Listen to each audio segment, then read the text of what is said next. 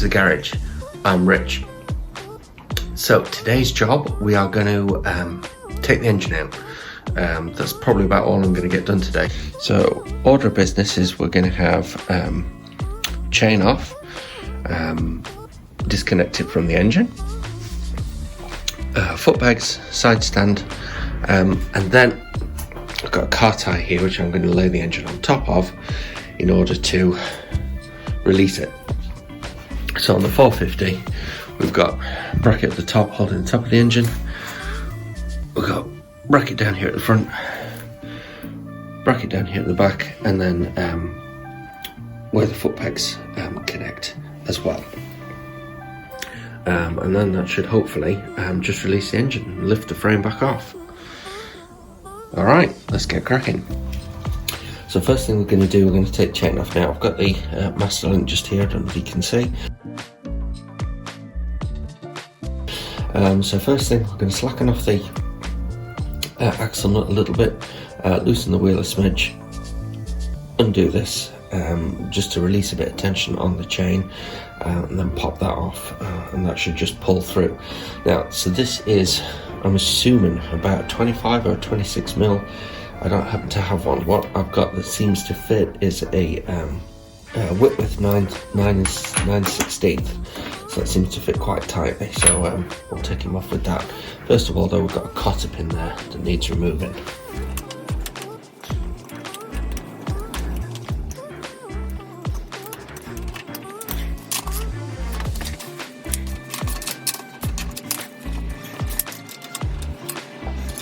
And the lock nut here is 10 mil. Same on the other side.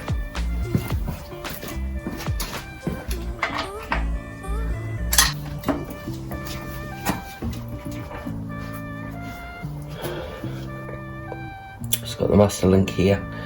We just need to pop off.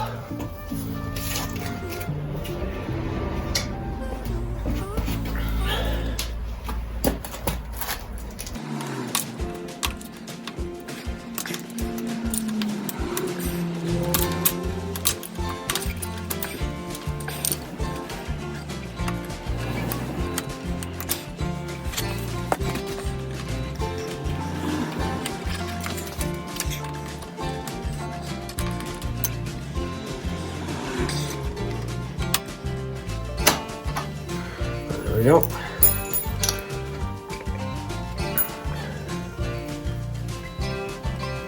There's the master link. Now, the chain, come apart. There she goes.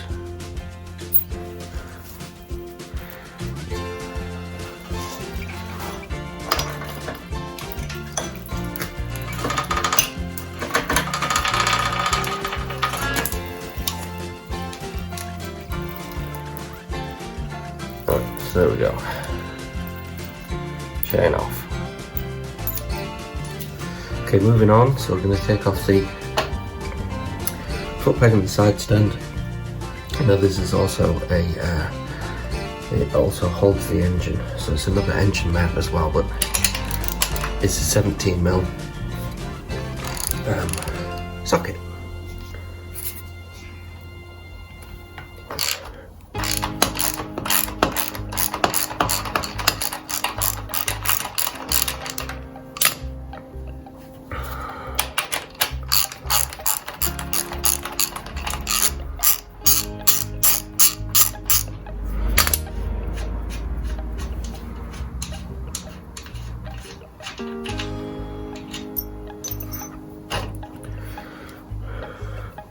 Okay, it all comes off as one unit. You've got a locating pin which goes in here, and this is the engine mount right there.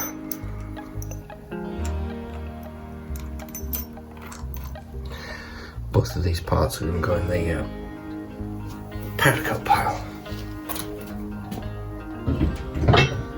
Okay, now same thing on the other side.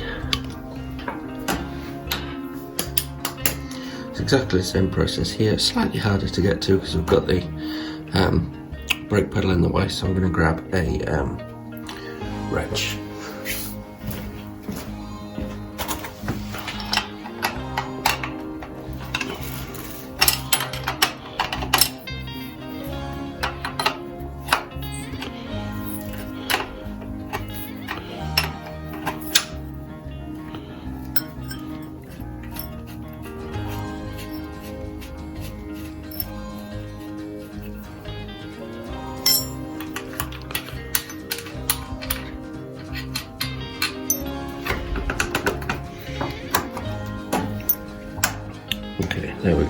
same thing. So locating, and we've got the hole for the engine mount. Okay, now they're out of the way, we can take the clutch cover off completely, as it's held by these Allen heads. Now, regularly these would have been JIS screws, but I've replaced with stainless Allen head bolts. So taking note of where they are, we've got two very long ones, top and bottom, and then these two are smaller.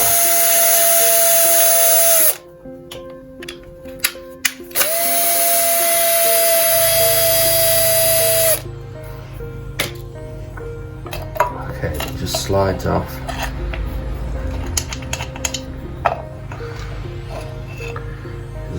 Okay, and underneath here, of course, we've got the front sprocket. We've got the neutral light, and we've got the clutch push rod there. And the inside of this case is the clutch mechanism,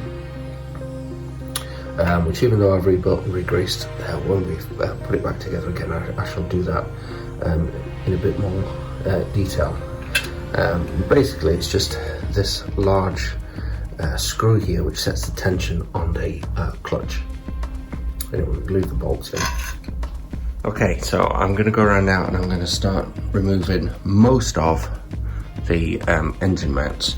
Now, I can't quite remember from the last time I did this, but I think I drop it down on its left hand side, and that's because the brake pedal there is connected to the bike via the pin that holds the centre stand on. So what I shall do is I shall drop it down on the left, and I shall pull the final few engine mounts, this one here, and I think I shall probably leave this plate around here at the front as well until the end, and then hopefully I should just be able to lift the frame off the engine. So here we go. So holding both this back plate on and the toolbox are these 12 mils. Okay, so two holding it onto the frame here, one going through the engine.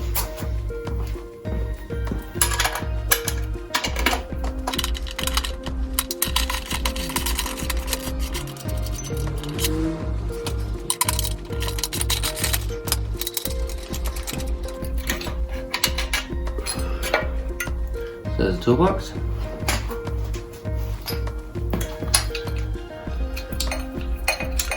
And then the final bolt, which is already unthreaded.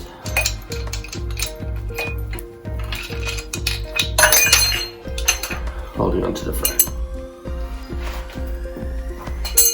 We have the same deal here at the top of the engine. So we've got 1, 2, 3, 4 12mm bolts holding these two brackets. There's another one on the other side, holding the top of the engine to the frame.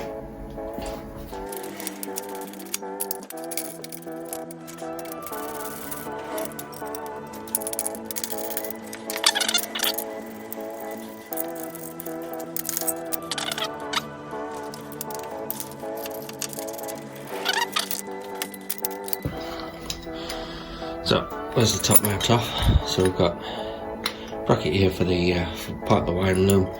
We've got bracket and rubber mount down there on the opposite side for the flasher relay unit. Okay, and you can see there the different sized bolts that we've got. Right, now, so I'm going to try and tackle the front one. Now what I'm going to do, I think, is I'm going to remove completely this one and this one. I'm just going to slacken off these two. Similarly with the rear mount that goes all the way through the engine at the back, which I'll show you in a minute. So we're going to go for this one and this one off, just crack and loosen those, but not take those off just yet. These are 14mm.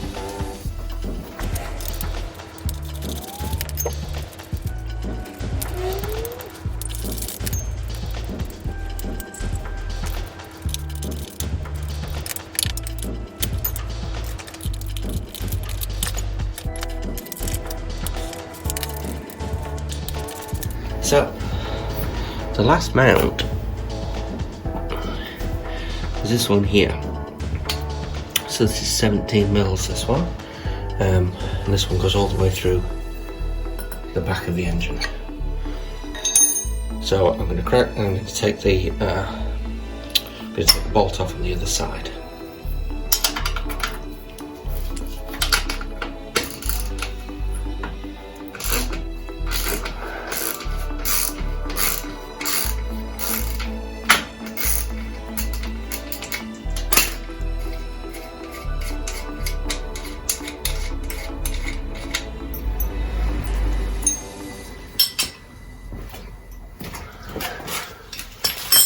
Right, and that's all the engine mounts loosened, slackened. So next plan of action, I'm going to lay the car tire down on the other side, gently lower the bike onto it, remove those final fixings, pull that out, and hopefully the frame will lift off and the engine will stay in place. Right, so here we go.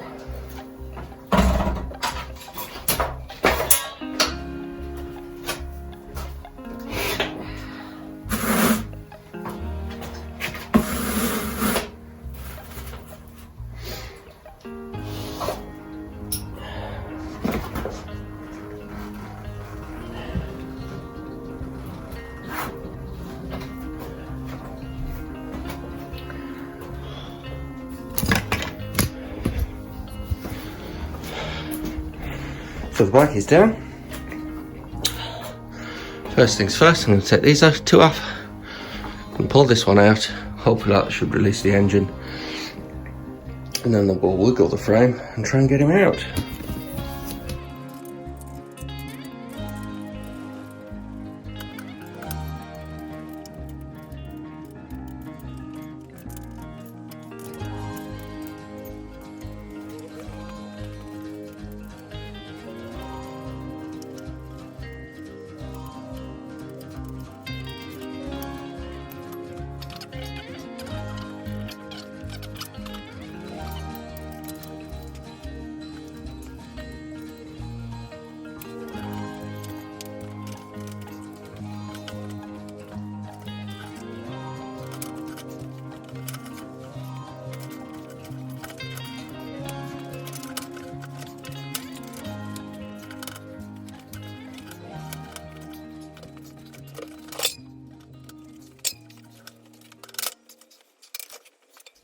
So, mission accomplished. We've got engine off the frame. There it is on the engine stand for now. So I've got the common motor electronic ignition to fit to that. I'll probably take care of the points and the timing plate while it's off the bike. Now that was a bit more of a mission than I had remembered from last time I took the engine off. I have a feeling I probably took the engine out from the wrong side. But anyway, it's out. And I can see now, looking at the frame, all the dings and scratches and things that it has had. I think I've only done 100 miles since I rebuilt it. So I'm happy that I'm taking this step, and I'm going to get it powder coated and treated and preserved properly. So next time I'm going to be stripping everything else off the bike. Wheels, forks, handlebars, swing arm, preparing everything for the powder coaters. So that will be the last step in dismantling this 1972 CB450. If you've found it useful or enjoyable, please give me a big thumbs up, make a comment down below, and consider subscribing, and I'll catch you next time. See you again.